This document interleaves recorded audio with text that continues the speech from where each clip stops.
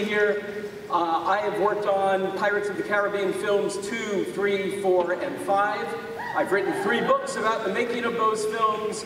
The most recent one is Disney Pirates, The Definitive Collector's Anthology, and I work for the great producer of those films, Jerry Bruckheimer. But we're here today to talk about the incredible 50-year history of one of the most extraordinary theme park attractions in history. And with us today is an incredible panel of individuals who've been absolutely essential in the creation and the sustaining and the continuation of this attraction. So to begin with, Marty Sklar was still in college when he started working at Disneyland in June 1955, 1 month before the park's grand opening. He was hired to create the Disneyland News, a newspaper that sold on Main Street for 10 cents during that first summer. He went on to spend many decades at Walt Disney Imagineering, including serving as its top creative leader for 30 years before retiring 8 years ago. He was named a Disney Legend in 2001, has an honorary window on Main Street, USA at Disneyland, received in 2009, and has received numerous awards and honors from the themed entertainment industry. Marty is the only person we know of who has been at the opening of every Disney park around the world, including Shanghai Disneyland just over a year ago. He's also been active in the community for many years, especially with programs that benefit young people. Marty's influence can be felt at every Disney park's property, and his inspiring approach to creativity still guides Imagineers today. Ladies and gentlemen, Marty Sklar.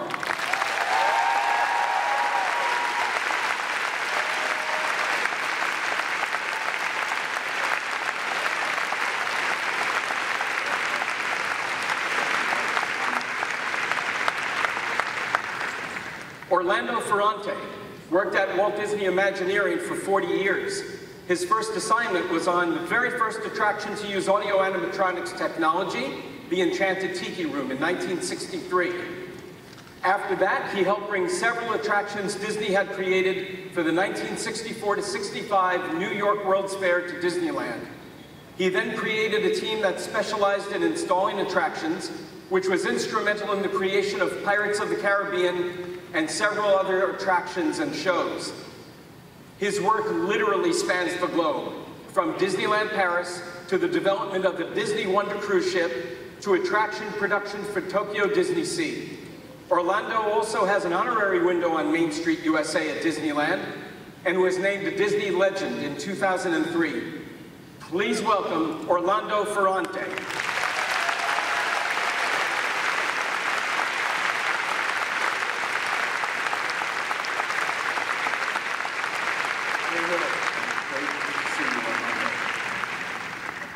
Like Marty, Tony Baxter also started his Disney career as a college kid working at Disneyland. Through the years, he has been the creative force behind many beloved attractions such as Big Thunder Mountain Railroad, Star Tours, right? Splash Mountain, and Indiana Jones Adventure. Yes. He was also the creative lead for the development of Disneyland Paris, including that park's Pirates of the Caribbean. He was named a Disney Legend in 2013, and that same year he also received an honorary window on Main Street, USA at Disneyland. Let's hear it for Tony Baxter.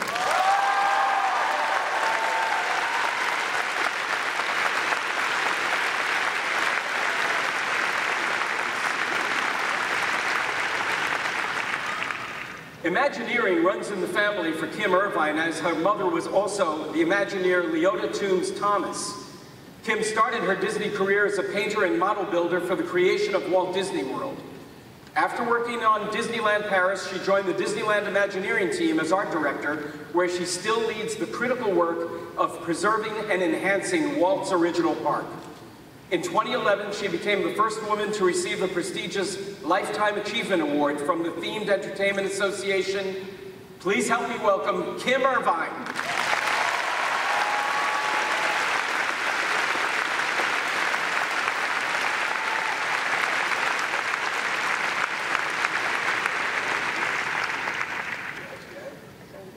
Luke Mayron has been with Imagineering nearly 20 years.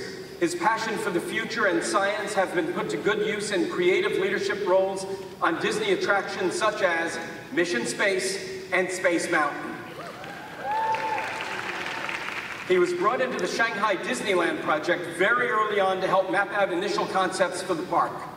He went on to be the executive creative director for Treasure Cove, the first land in any Disney park to incorporate elements of both the films and the Pirates of the Caribbean original attraction, and its own world with other enhancements. Today, Luke is the overall creative executive for Shanghai Disney Resort. Please welcome Luke Mayron.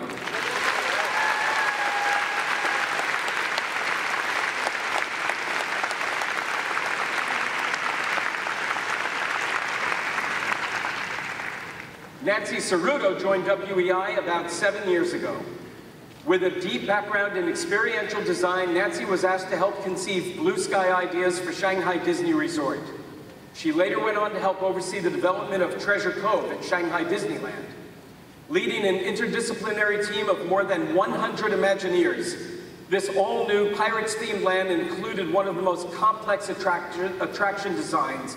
That's right, Pirates of the Caribbean, Battle for the Sunken Treasure. Ladies and gentlemen, Nancy Ceruto.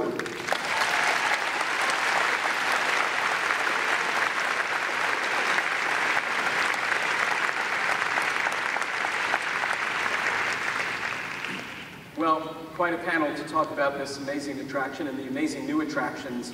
And the first question would have to be, we're celebrating 50 years of this amazing attraction. The question is, its appeal, why it's endured, what makes it so special, what makes it so unique. I'd love to hear from all of you about this. You know, Michael, I've always felt that Pirates of the Caribbean really changed the whole theme park industry because it represented the great storytelling that Walt brought to the whole industry. If you think about the amusement parks before Disneyland, they were all shoot-the-chutes and imagine going, there are only so many times you could go through the tunnel of love, right? So here is a really great story that is told through tremendous technology and new ways of bringing things to life in an experiential way. And to me, that has always made it the quintessential attraction in any park. And frankly, for me, I always measured whatever we did against the Pirates of the Caribbean here at Disneyland. Orlando. Well, the main thing is, like Marty said, is that the story was everything. And then we had a unique way of being able to present it. And it was just very entertaining, and it had a lot of surprises in it. And I think that's what made it so successful. Tony? Well, for me, it invites the audience in to be the lead characters in the story, which when I was a kid, that was Peter Pan ride at Disneyland. Only one line in the script, that is, "Come on, everybody, here we go."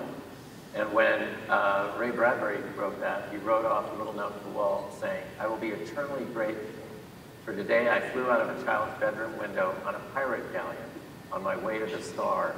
And I think that's what classic Disney adventures like Pirates do. They allow the guests to get into that pirate galleon, if you will, and go into a world that's not like anything we can participate in the real world. So going back to that is constantly intriguing, and that's why we're writing it 50 years later. Kim, your mother worked on the original attraction. What are your thoughts on this? Well, I think that a lot of it is that it touches on all the senses. It has, it's a little spooky. You have that thriller going down the waterfall. It's spooky through the caverns. Then you get a wonderful sense of humor.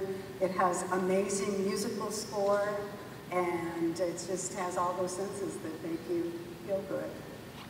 I agree. I think that sense of real and magic, what makes Disney Pirates so unique, and what makes the attraction, that started all of it. It had everything. The fact that it's real world, but it's magic also, and it's scary and it's funny sometimes at the same time. And to me, I love that mixture. That makes me really, have fun.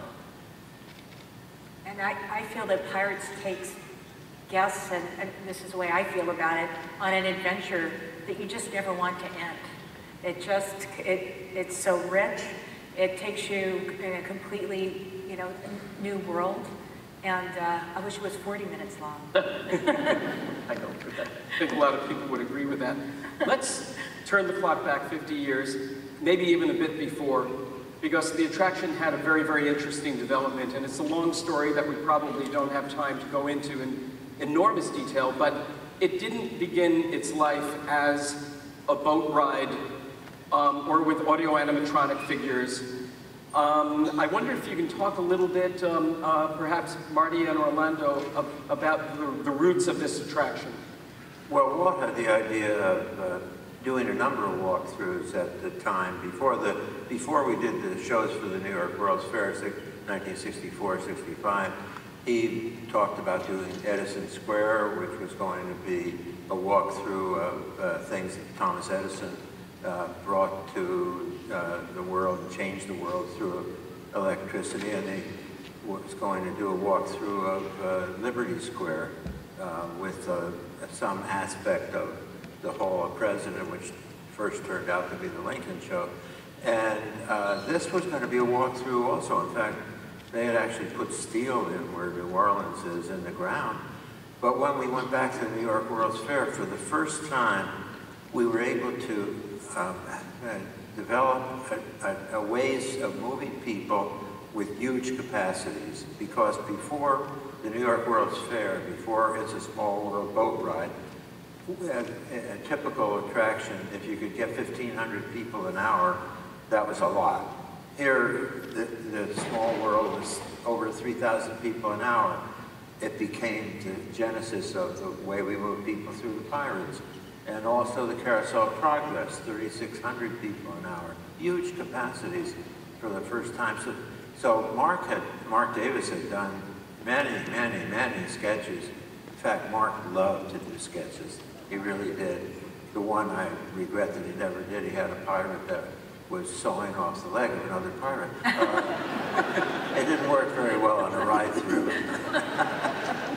But Mark loved to do sketches. He probably did 3,000 sketches that ended up with what we have in Pirates of the Caribbean.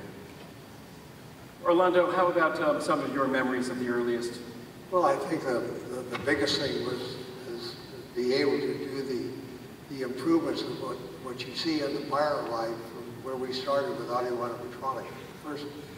First wolf show that we ever did with the Tiki Room in 1962, and then Walt let us do the 4 shows with the New York World's Fair. And of those, Lincoln and the Carousel of Progress were the ones that really taught us most about what we need to do and how we needed to improve. The technicians that we had out of the studio that built all these shows were sent to New York, and they had to maintain what they had built. So it was kind of a double whammy on them. They already designed it, they built it, now they had to maintain it. So they came back with a wealth of knowledge of what we needed to do in order to improve our overall systems, and which all showed up when we did the Fire Ride. The Fire Ride was a totally new system that was designed with these young guys that came back after the experiences they learned. I mean, it's almost impossible to conceive of what a quantum leap in technology this attraction was. There were 75 audio animatronics, pirates, 53 animals and birds, 630,000 gallons of water. The technical challenges must have been overwhelming. Well, not the way we looked at it. We always felt that if that was what the show desired, and that's what the designers were after, and that's what our responsibility is to deliver. And it was always a challenge, but it was never a challenge that we didn't think we couldn't accomplish. And we always knew that we had to do the best that we could in order to be able to satisfy. If I may, I think Imagineering has kept the tradition that Walt started, and that was, Walt never questioned any of these. He trusted the people that he had, the talent to be able to do what he wanted to do. And that's been the case ongoing. And when Luke and Nancy talk about Pirates of Shanghai, you'll hear that same story because it really started with the beginning of Disneyland. And Walt never doubted that we could do the things that he wanted to do. He just said, well, I'll find somebody. And you couldn't say no to him. If you said no, he would find somebody who would say yes. You two have got to clear up one thing for me. I heard the rumor that they had to have a switch in there for the fire department that turned all that fire we just saw in that last slide. Did they really do that, or was that just... Well, it's a true story that when the fire department in Anaheim first saw the fire scene, they said, how are we going to tell if there's a real fire? And they didn't want us to open the attraction in the beginning because they couldn't figure it out how it was going to be told. So there probably is a switch in there that does that. Kim, your mother worked on the attraction, right? She did. And were you around at all, you know, go to work with Mom Day? Well, absolutely. You know, she worked in the model shop. She was one of the first women in the model shop, along with Harriet Burns and Glenda Von Kessel and Joyce Carlson.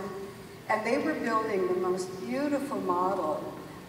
Ken O'Brien and Blaine Gibson were sculpting all the little scaled figures. I mean, the models that they would build for all of the shows were amazing. And of course, around the house, my sister and I kept noticing things missing. And I'd say, well, where did all the bobby pins go? And she said, oh, well, you know, they made the perfect wrought iron railing for the model. Where are my jacks? They're little Spanish candelabras in the model. Where is Barbie's red high heels? Guess where those were? So my first viewing of the Pirates of the Caribbean was to get to go to Imagineering, which was wet at that time, and see that model, which was the most amazing thing. It was built up on a riser, right? So you could sit in a rolling chair and roll through it and see exactly what it was going to be like to experience. And that was my first time to see Pirates. And now today to be able to take care of it and enhance it is really quite a delight. I want to say that those women never shirked from anything that anybody else would do in the model shop. I remember Harriet Burns was a Texan and she could sling it like anybody, including language. So they did anything that was necessary that anybody else could do. There was an incredible coterie of Imagineers, of legendary, of real actual legends, including 3 of you sitting here, worked on that attraction, but just names have to be mentioned, like Exitensio, of course, who wrote the script and the lyrics to George Brunn's fantastic music. Claude Coates, Blaine Gibson was mentioned, Alice Davis for the costumes, costuming every one of those human audio animatronics. Just wonder what it was like working with them, getting to know them, watching it come together at the time, watching this incredible group of people create this attraction. Tony's got a great story about the first time he met Claude. Yeah, I met Claude before I was an Imagineer. I was scooping ice cream. And I would try to sneak any kind of a look I could in anything new at Disneyland on my breaks. So I go over there and I peek through the door that takes you down to where the dungeon is, where the dog and the guy's in prison, and I peek around the corner. My friend is up at the top of that stairway saying, you're gonna get in trouble, they're gonna arrest you. And I hear this voice in there say, you can't see any of it from there. You've gotta come down in the track and you can see it much better from here. So I waved goodbye, and for the next hour, this man, who I didn't know who he was, who turned out to be Claude Coates, who designed all the settings.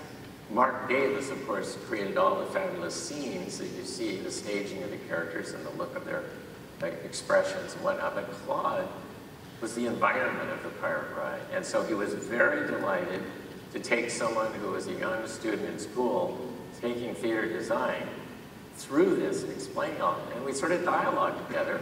I never knew that he'd end up being my mentor, my working partner, and great friend years later.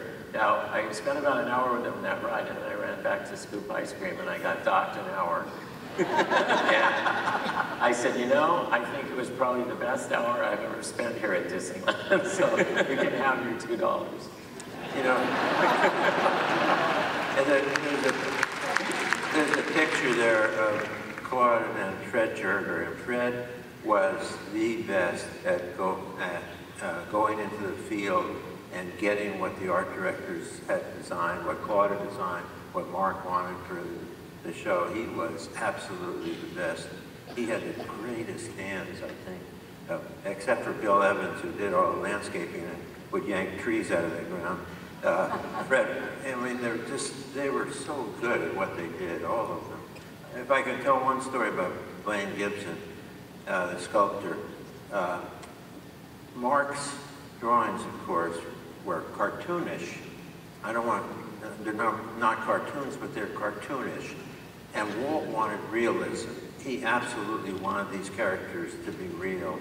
And so Blaine had to figure out how to work between Mark and Walt. And I asked Blaine one time, because we went to dinner and he was sitting there, and all of a sudden we realized that we lost him. He was looking. And I said, Blaine, what are you staring at? And the chef had come out of the kitchen, and Blaine said, the chef, his hands are too big for his body. And I'm going to remember that for some character I'm going to do. So I said, Blaine, did that happen often? He said, yeah, my wife, Coral, she developed a technique called kick me under the table. Because I was staring at anybody. And I said, well, okay, let's carry this a little further. You studied people all the time for thinking about characterizations for that you might use. Did you ever do this in your church? And he looked at me and didn't want to answer. And I said, Lane, are there some characters in the Pirates that resemble people in your church? And he finally said, yes.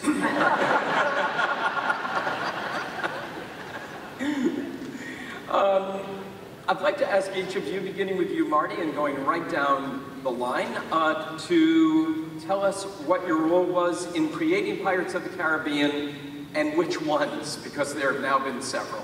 Well, actually, when we came back from the World's Fair, I had two jobs. One, I rewrote the fourth act of the Carousel of Progress, and the second one, I was writing the script for Walt's film about Epcot and Walt Disney World. So I didn't have direct working on the Pirates until it came to recording the narration. And I'd done a lot of recording, including of Walt, which I don't recommend it to anybody, or especially early in the morning.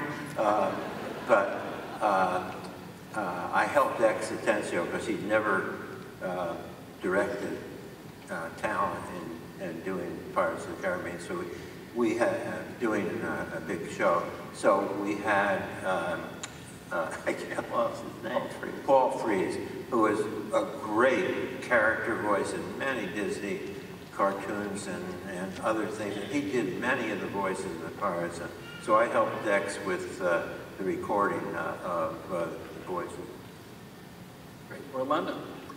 Well, I was a coordinator basically on the Pirate Line. What I learned off the New York World's Fair helped me a lot in being able to work with our designers and engineers and our technical people and developing all the owner supplied items and things that we're going to have to install into the show and to the ride.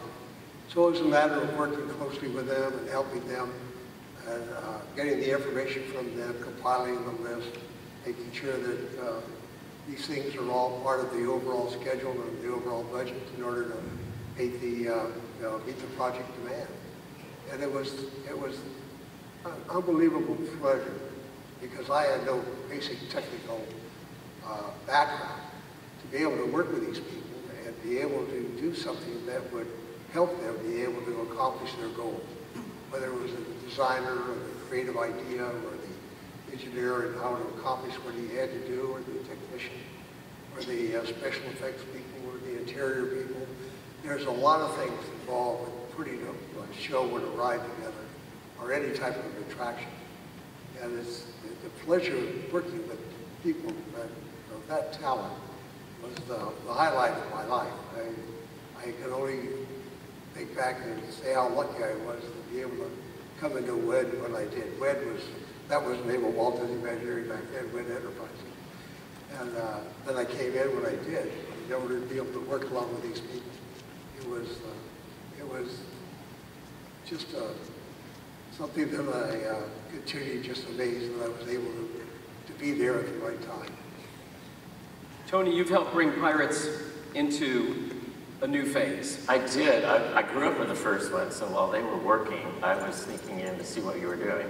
Scooping ice cream. To me, they built the very best one on that first one. Then we did two more where they had to eliminate one of the waterfalls because we seem to like to build new parks on ground where there's water about 1 foot down, and that denies you from building basements. So when we started the fourth one in Paris, I said, we are going to find a way to reclaim that second waterfall. And the way we did it, we found an old drawing that I believe Herbie Ryman had done, showing the boats going up into the fort. And that became kind of a storyline change that we really got excited about, because it really, if you think about it, we go up the way they hauled all of the supplies into the fort. We see the prisoner pirates in the jail cell. We see all the boats coming over the ramparts to free the pirates. And then we explode down into the harbor and get into the whole fight. And that put then the ending scene of Dead Men Tell No Tales, because no matter what they do, all the carousing, all the fighting, we all end up the same way. So we put in the treasure and the pirates at the very end. So that was, Chris Teets took a hold of it there and did a fantastic job. So we have a Blue Lagoon restaurant, we have, you know, pretty much everything that's at Disneyland. And another thing that you guys did on the TV show when you put it on television, they put a third waterfall at the end of the ride, right where the guy's got his leg dangling over the edge. So that was where we put that second waterfall in honor of the guys that put the TV show. The other thing that was really important to me was the Pirate Ride had been built with technology that was state-of-the-art in 1967, and we were now, you know, in 1992.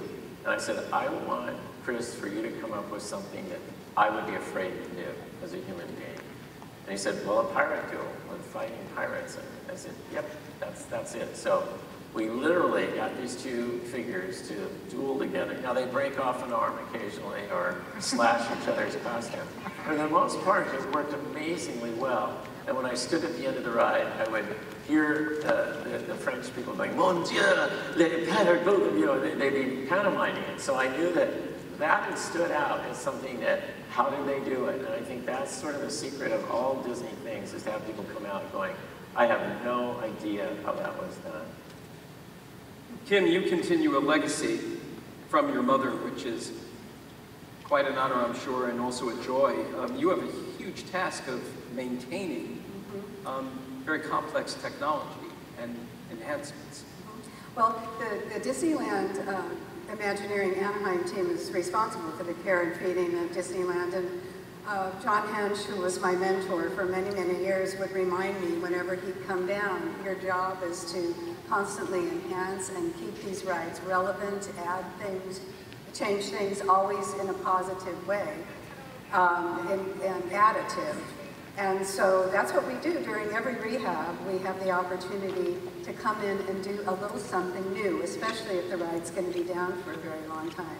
So these are some examples that we've had. A lot of times, going back to Mark Davis's sketches, we'll look at them and look at, for instance, here's an example of Mark's wonderful sketch, and the beach down in the caverns and the pirate that's in the ditch there, and he'd really come to disarray. So we, using the rendering, changed it to what it is today, which is an almost exact duplicate of what Mark had rendered. There's also, the next slide, we have in the Pirates, the Captain's Cavern. We thought it would be really fun in his quarters. All captains have a parrot sidekick, and he didn't have one, so we did a funny little skeleton parrot with a night hat that sits next to the captain. And then the crew's quarters also seemed a little empty, and a lot of Mark's sketches had a lot of more characters in there, so we added these two skeletons playing an eternal game of chess down there. Now, a huge addition, of course, Luke and Nancy, you've created a whole new land at Shanghai Disneyland, a whole new Pirates world that you've created. I wonder if you can talk about that. Well, we came into a big challenge, right? Coming after all these incredible creations. But fortunately, a little bit of time had elapsed, right? And we were going to open a brand new place. So we took it as an opportunity, you know, to try and present something new and different, but still hearkening to the original, to a brand new audience. And the audience really, you know, going back to Mickey's, you know, Ten Commandments from Marty, this audience knew pirates much more from watching the movies than they did from going to the original attractions, because most of them had never traveled and probably would never come to see them. So we had an opportunity. We took it as an opportunity instead of a, you know, a fearful thing to try and bring, you know, past there. We wanted to try and leverage off of what they knew and really capture the excitement, because the movies had taken the ride into another medium, and they were bringing new characters and new stories and all kinds of things to life that were so exciting. And our interest was to like create a brand new place, brand new adventures with some of the same characters. So you see Jack Sparrow and Davy Jones and so forth, but also leveraging brand new technology and all the things that were new and available now, hopefully in the spirit of what, you know, the original Imagineers would have done. But really the goal was to create this time, especially for Battle for the Sunken Treasure, a continuous adventure that was as intense as a movie, that would put you in the middle of the action at the perfect spot, perfect time to see everything happen to you, to be in the middle of the greatest pirate story ever told. Right? That was our goal from the start. You know, gave it everything we had. Nancy, huge challenges that you worked on. Shanghai Disneyland Treasure Cove. Wonder if you can just talk a little bit about, you know, there's cultural challenges as well to getting things right there, working in a different country. Well, I think we set off to do something really, really challenging in lots of ways. The scale of it, very large scale. The complexity of the technologies, many of which we were inventing along the way. The number of specialists and people that had to be brought together, and you know, when you have a lot of very specialized people, you have a lot of different languages you're speaking even in your own team, and then you bridge to another culture, and then you add that complexity. So it was really wonderful to try and find the common language between all the technology and the artists and the culture we were going into, and the people we worked with in China, and forming that partnership. I think all of that together is with the energy you feel when you go through the attraction now. Now there's always been enhancements to all the legacy attractions at Disneyland, and Pirates, of course, is no exception. Tony, you were very much involved with the 2006 changes that brought some of the film's characters into the attraction. There are some changes occurring right now that's been a little bit in the news lately. And, you know, there's always going to be a little bit of...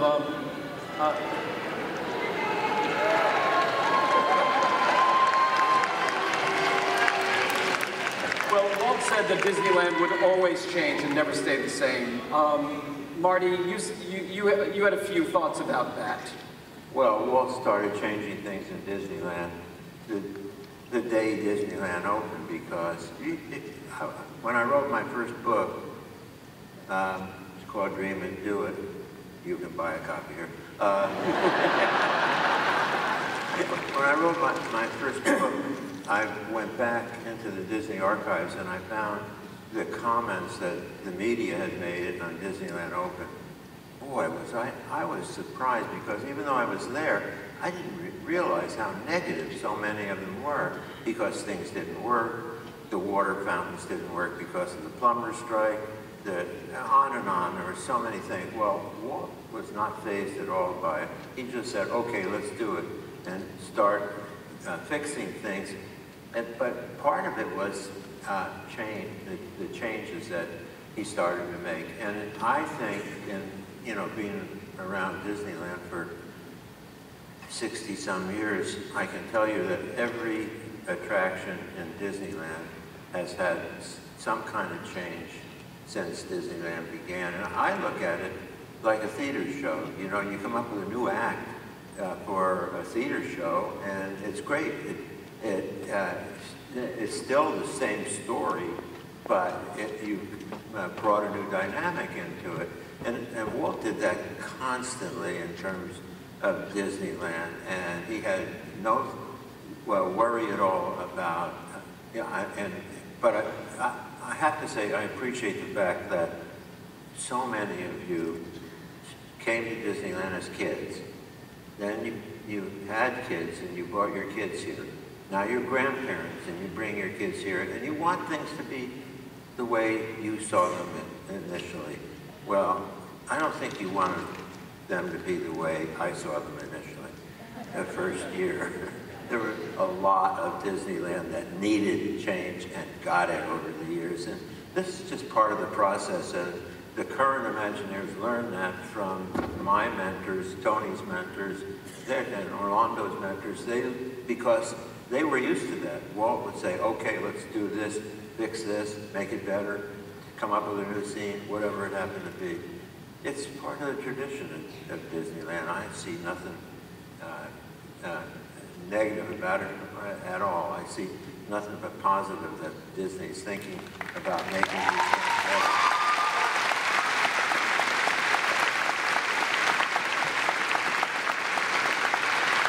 I just wondered, the first time you actually rode the attraction, how did you respond?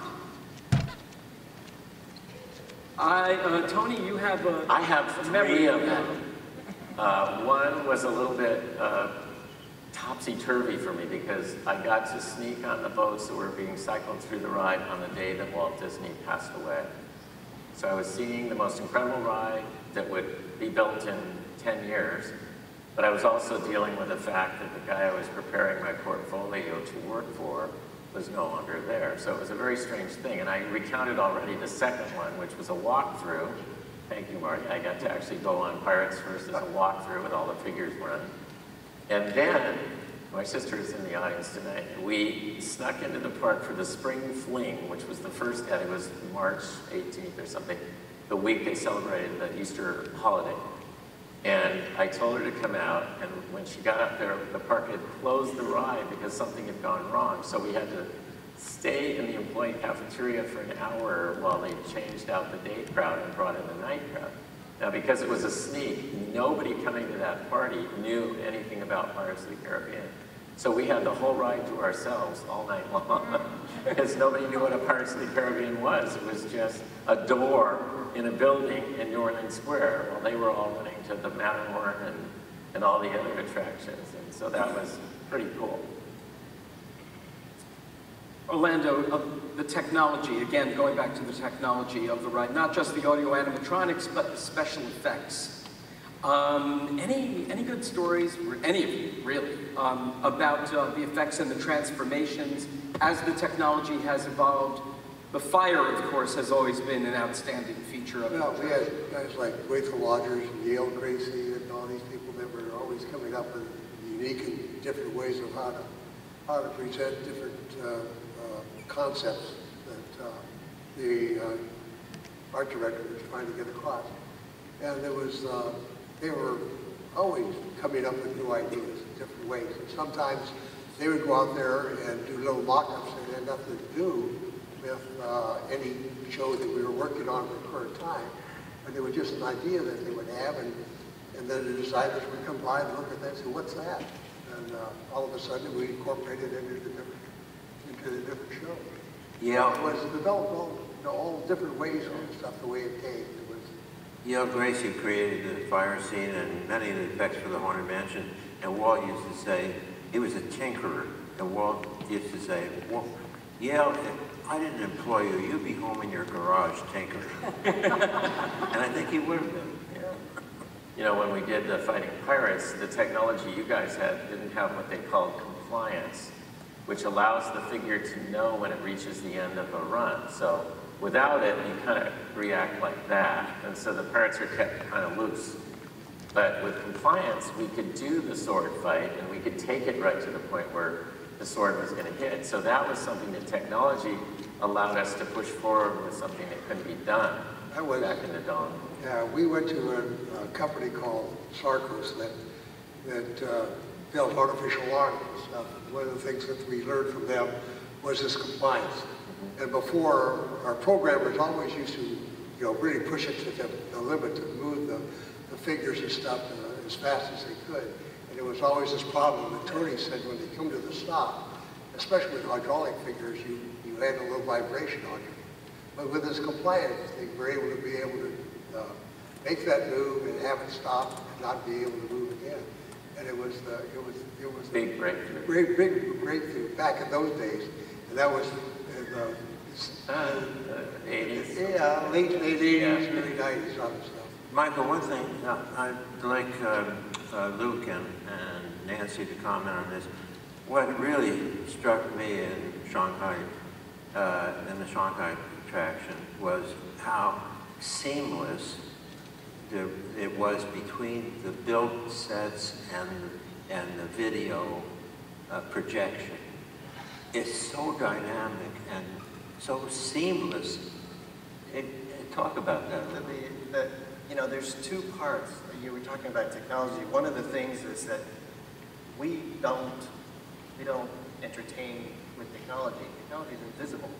It's under everything. It's in everything that's in the parks. But one of the best examples was the ride system on the Pirates in Shanghai, where these incredibly sophisticated magnets are used to do this crazy dance underwater to move the boat. You would never know it. It feels like the boat is alive. It feels like you're on it. And it feels like it's seamlessly transporting you from the perfect place to see everything at every moment. The kind of engineering that's behind this is just absolutely unbelievable. It's just really, really incredible. Our team of engineers led by Phil Lee, incredible team of folks. And so that's the complex stuff that's underneath, but the artistry of, talk about the seamlessness of this is unlike some other rides which try to move you very quickly from one scene to another to kind of make you forget that you're transitioning from one place. We took the approach that we were going to savor every moment. We were going to make the transition the show. So when you go from one scene to it's all one scene. It's really meant to be a 10-minute long scene. And so to make every one of those like tenths of a second just right, we had to sweat so many details. But that's the artistry, that perfect mix of, you know, technology, art, and story. And some of the great joy about this team, even though you had rocket scientists working on this project, it wasn't always the most sophisticated tool that got you to the answer. And so we were trying to figure out, what does this feel like with the boat moving by the screen and past this scene? And the only way that we could think of doing it was to grab an old broken down office chair and have our special effects guy push us around and try to emulate the boat. And so we were pretty amusing being pushed around in office chairs, both when we were doing mock-ups here in LA, but then when we got to Shanghai, that turned out to be the best way to do it there too. So, you know, an old chair bolted to the ride system with a guy with a stick running us around.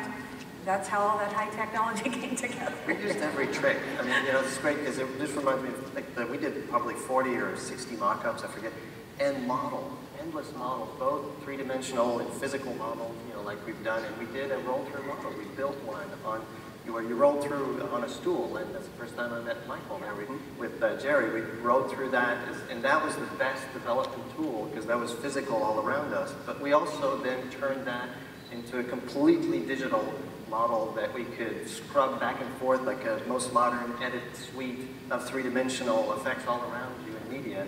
And that's, to me, that's our pleasure, right? To play this giant orchestra, the smartest, coolest, most fun people in the world. But here's the key thing. It's not, the technology did not drive the story. The story drove the technology. And that is true of any attraction that Imagineers do in any of these parks. Story first, and then figure out how to do it. Right. Great stories are what lasts.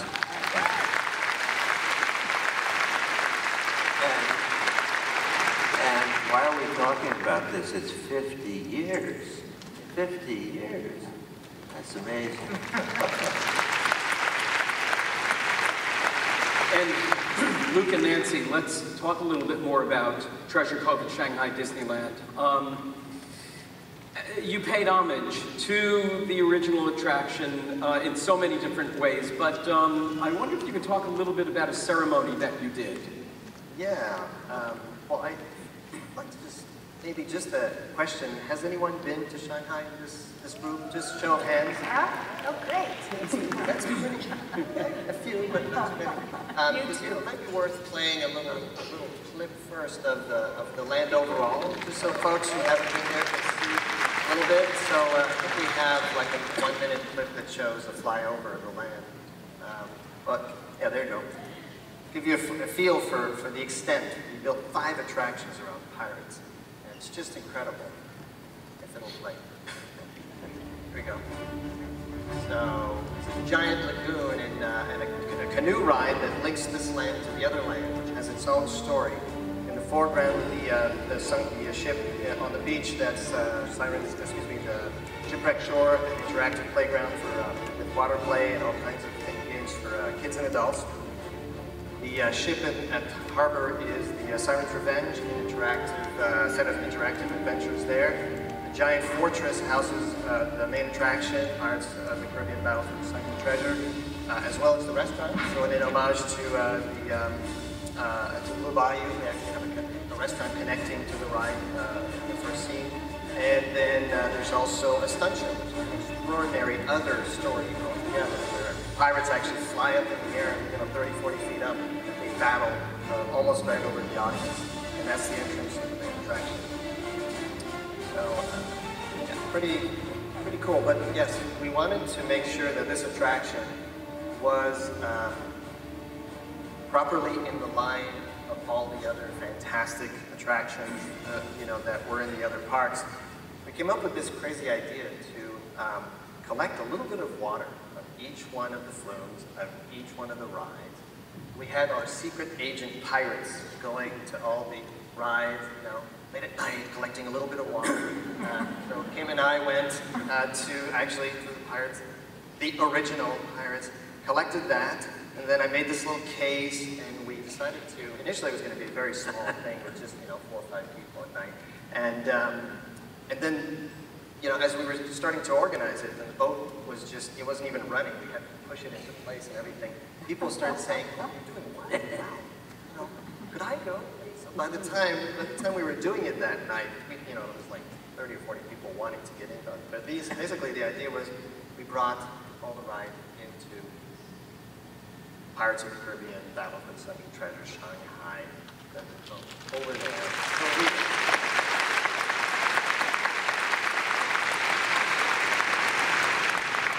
Nancy, I wonder if, oh, sorry. I was going to say, it's amazing, all that technology and everything we talk about. And we worked on this project for, 6 years leading up before this happened. And we went through so many things. It was really, really, extraordinary team. But the day we did that, the night we did that, the tone of the entire project, everybody all of a sudden was like, wow, this is real. We really are working on a Disney Pirates attraction. It was incredible. It was wonderful. And everybody around the company celebrated. We kept getting, really, really wonderful. There we are. Sneaking down in there.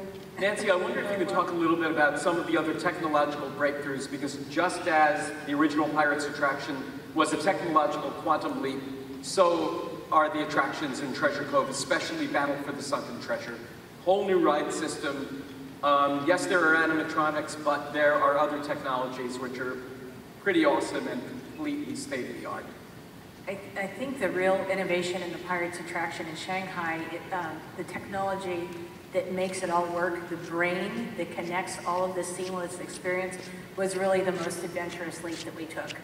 Because syncing up and creating a ride system that gave you within a millisecond accuracy with media that is, tied to that motion of the boat, to music that is nonstop. I mean, getting all of that to sync was the software and the programming that had to be developed for that. That really was the biggest challenge and the biggest innovation. And that team took a huge leap. And that seamlessness is what drives that experience and makes it so thrilling. It never stops, because they were able to do that for us. And before you think that all this came together perfectly, I'm not going to tell the story, but I can tell you that Mark Sumner, who's he's an engineer, a ride engineer who worked on almost all of the water rides, the last 20 years at Imagineering. Early on, when we were doing this, and we were also at the same time doing the raft ride for Adventure Isle and other water rides, I went and I talked with them, and I said, "So Mark, is there anything I need to know before we go into this? Because we're going to be making 3 water rides at the same time." And he said, when you work with water is going to teach you something. And oh man, did we learn? It was incredible. The number of things that turned up in the numbers of ways that water could just wind up everywhere you couldn't think about, or the boat wouldn't do what you thought, at one point we had all the water was pooling up at the end of the ride. We couldn't even tell why, but we had to go back and kind of rethink through all that and solve it. But that was the spirit of the team. There was nothing was impossible when you have a team like we do, at Imagineering. Of course, the attraction incorporates, and Treasure Cove incorporates, so many elements of the film, and I know that on the films, every day, all of us felt an unbelievable debt to all of you who created the attraction. Every day we knew that we would not be there had it not been for the ones who created the attraction that the films were based on. It was a great day actually when Exitensio visited. Why weren't you there, Marty, in Orlando? We should have had you there. No, and why don't you tell that story? I think it's beautiful. About X. About X with Johnny Depp. Oh gosh, when X visited the set, Johnny, first of all, Johnny did not want to emerge until he was fully attired as Captain Jack. He wanted to meet X Atencio, and he was very excited that day to meet X in full character. And Marty, I think, did X say anything to you about that day? Well, there's some behind-the-scenes stories. One of them is that X had never written a script before, and Walt said, "I want you to write the script." And that was Walt, he took a chance on a lot of us many times. And there's one story I do want to tell. It's a little bit off the Johnny Depp piece, but we have one mock-up of the auction scene at Imagineering before it was all shipped to Disneyland. And we pushed Walt through it. It was the last thing he saw before he went into the hospital. And he was at the eye level, so you could see what the show was going to be like. And all the voices were recorded. Got to the end, and X said to him, "Walt, I think I overwrote this. Too much dialogue." And Walt looked at him and he said, "No, think of this like a cocktail party. And you go through and you pick up pieces of dialogue here, and something over here, something over here, but you never get the whole thing. So what? You have to go back."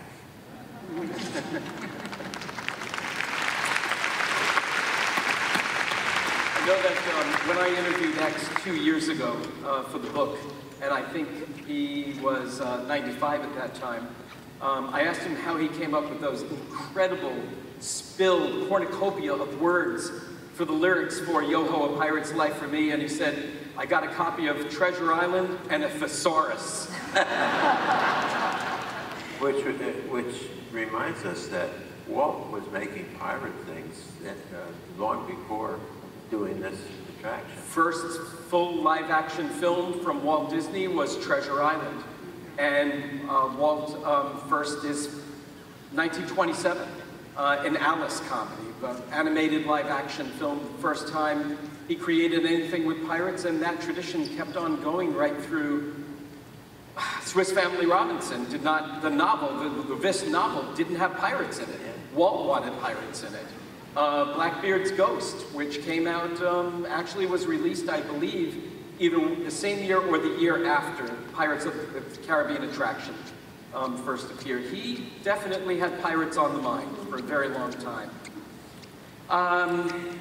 Just have to ask you all, in near conclusion, because 50 years has gone by in a heartbeat, is there a personal favorite from Pirates of the Caribbean attraction for all of you? And I'd just love for you quickly to mention if you have a favorite. Well, I always say I love at the end of the fire scene there's two figures that I love to look at. One is on the bridge, and he's got that hairy leg and hanging over.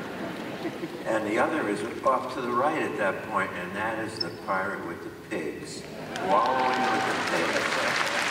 And drinking with the pigs, that to me is the epitome of Mark Davis humor, and Blaine Gibson interpreting it, and Walt laughing like hell. Orlando. Well, I'll tell you, I can't pick one. I like them all so much. I don't care whether it's going through the bayou or waiting to go down the down ramp. Tidbit, Tilbo Tales, and That's going X. through the big. That's X's voice. Yeah, I tell you, I hope. The whole attraction to me is something that is just too special to be able to pick out one scene or one person or one of the figures. You know, the whole combination of the audio, the special effects, the animation, the whole story. I like the whole thing. And then 10 seconds or less from... I love The Auctioneer. I've got the original poster that was done by, I think it was Colin. And I look at it every day. You know, it just symbolized the whole ride to me. That captured the pose and the whole gestalt of pirates. Kim. I always love secondary characters, and I love Bill with the cats. Luke. I love the chickens. I just, you know, that's the story. I just love the chickens. I love the way they dance, and they're just playing the ride like everybody else. Nancy. Yeah, I don't know what it is about the animals in that ride. There's so much humor in them. I think that's why they've always drawn me, and we really wanted to capture that too. Well, thank you all so much. Round of applause, please, for